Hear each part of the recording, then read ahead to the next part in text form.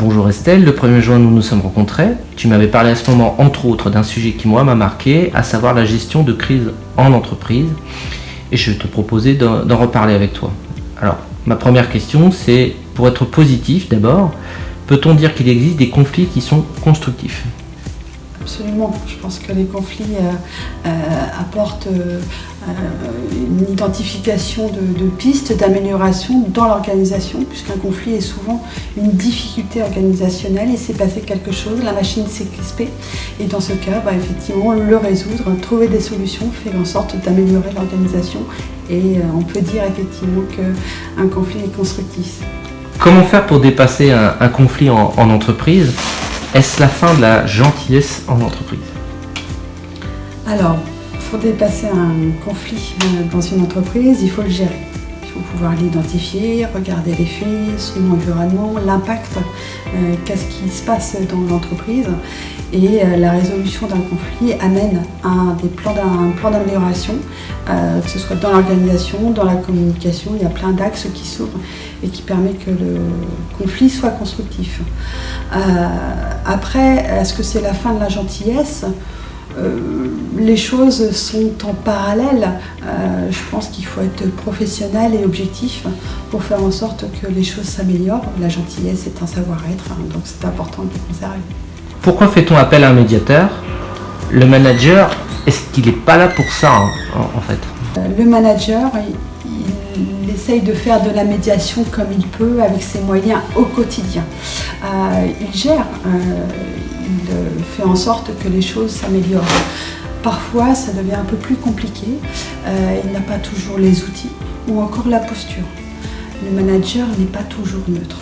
Estelle, quelles sont les compétences requises pour être un bon médiateur ? Les compétences d'un médiateur, c'est tout autant la méthodologie que la posture.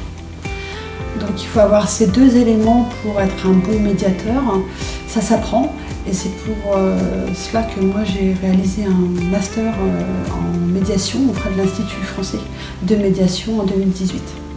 On connaît des conflits entre collaborateurs, mais il existe aussi des conflits entre associés par exemple, ou avec des fournisseurs. Est-ce que cela se gère différemment ? Alors, les conflits sont à tous les niveaux dans une organisation. Je dirais que les grains de sable peuvent se coincer partout. Pour moi, la méthodologie va s'adapter, mais va quand même rester dans son ensemble la même, dans une posture de neutralité et d'étapes bien ordonnées pour mettre en place une médiation, qu'elle soit individuelle ou collective. Si on revient au conflit entre collaborateurs, quelles sont les principales sources de conflits en entreprise ? Salaire, objectifs mal calibrés ou autres ? Les sources de conflits en entreprise sont diverses. C'est toujours intéressant pour un médiateur de connaître ces différents aspects. Souvent, c'est une communication difficile, des non-dits qui ont amené quelque chose de flou dans l'organisation et qui amène effectivement dans l'engrenage du conflit. Alors, quand on fait appel à une médiation, l'idée c'est d'être dans une vraie dynamique et un processus de médiation c'est environ 10 jours à 2 semaines. C'est vraiment un processus bien détaillé et c'est important pour l'efficacité de la médiation qu'il y ait cette dynamique. Sinon les choses se ralentissent, etc. On n'est plus dans l'action. On met en place une dynamique d'amélioration. Et l'objectif d'une médiation, s'il faut le rappeler, c'est de revenir à une situation normale. Combien ça va me coûter, une médiation ? Alors une médiation, il faut compter en termes d'honoraires entre 2 000 et 2 500 euros pour une intervention.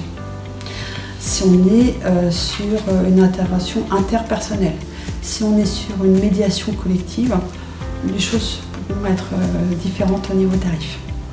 La gestion de crise, c'est une de tes casquettes, ouais. Mais au-delà, quel est ton champ de compétences et d'action, Estelle ?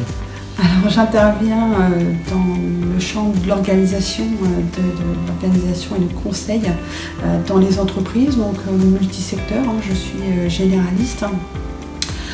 Donc l'accompagnement, le recrutement, tout ce qui peut être gestion des compétences, formation, donc on est certifié Calliope, et également tout ce qui est bilan professionnel et bilan de compétences.